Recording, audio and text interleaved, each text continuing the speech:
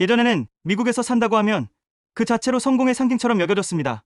해외 주재원이나 이민을 간다는 것 자체가 특권층의 상징이었죠. 하지만 지금은 상황이 많이 달라졌습니다. 한국과 미국의 삶, 과연 어디가 더 나을까요? 오늘은 현실적인 비교를 통해 함께 생각해 보겠습니다. 과거에는 해외 생활이 곧 특별한 경험, 부러움의 대상이었습니다. 아메리칸 드림은 한국인들에게 성공 신화처럼 들렸죠.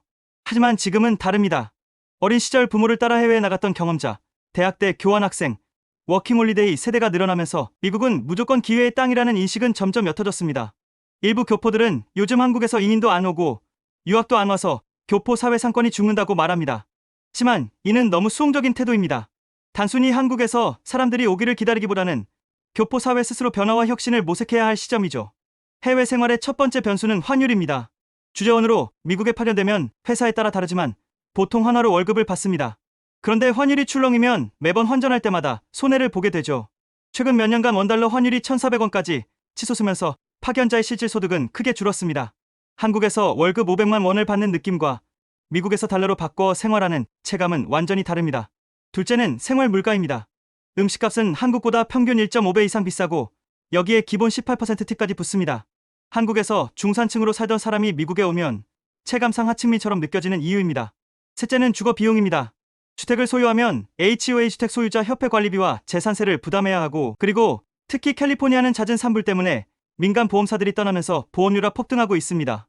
결국 공적보험에 의존하는 가정이 늘고 있죠. 네트비도 한 달에 3,000달러가 넘기 일쑤입니다. 넷째는 자동차 비용입니다. 보험료만 6개월에 200만 원에 달합니다. 사고 한 번 나면 보험료라 천정부지로 치솟아 차를 아예 고치지 않고 테이프로 창문을 막아 타고 다니는 미국인들도 흔히 볼 수 있습니다. 한국에서는 상상하기 힘든 숨겨진 지출들이 일상에 녹아 있는 겁니다. 다섯 번째는 의료 비용입니다. 의료비 때문에 매달 수백 달러의 보험료를 지불해야 합니다. 주재원의 경우 보험 커버리지가 넓지 않은 여행자 보험을 갖고 있어 사고가 날 경우 본인이 수천만 원을 내야 할 수도 있습니다. 경제적 부담만이 문제가 아닙니다. LA 같은 대도시에 살면 노숙자 문제, 쓰레기, 위생, 치안 불안이 겹쳐 삶의 질이 떨어집니다. 이로 인한 우울감도 큽니다. 또 하나 중요한 건 정체성의 갈등입니다. 교민들은 미국에 살지만 마음은 여전히 한국에 머무는 경우가 많습니다. 트럼프가 어떤 정책을 펴든 주지사가 어떤 결정을 내리든 나와 직접적인 관련이 없는 듯 느껴집니다. 대신 한국 뉴스를 더 자주 보고 한국 정치와 경제 이슈에 더 민감하게 반응합니다. 그래서 교포 사회가 지착하는 것은 결국 자녀 교육, 특히 명문대 진학입니다.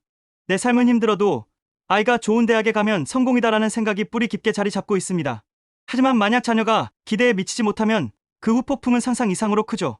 부모의 기대, 공동체의 시선이 한꺼번에 무너져 내리기 때문입니다. 최근 미국 교포 사회에서는 충격적인 사건들이 이어지고 있습니다. 경제적 정신적 압박 속에서 가족을 향한 극단적 범죄, 총격 사건이 보고되고 있습니다. 이는 해외 생활이 결코 녹록지 않음을 보여주는 극단적인 사례입니다. 겉으로는 여전히 아메리칸 드림을 이야기하지만 속으로는 고립감과 압박감이 쌓여가는 현실. 이민 생활이 달콤한 꿈만은 아니라는 점을 극명하게 보여줍니다. 한국은 비교적 안전한 치안, 편리한 생활, 세계 최고 수준의 인터넷과 배송, 안정적인 사회 인프라를 갖추고 있습니다.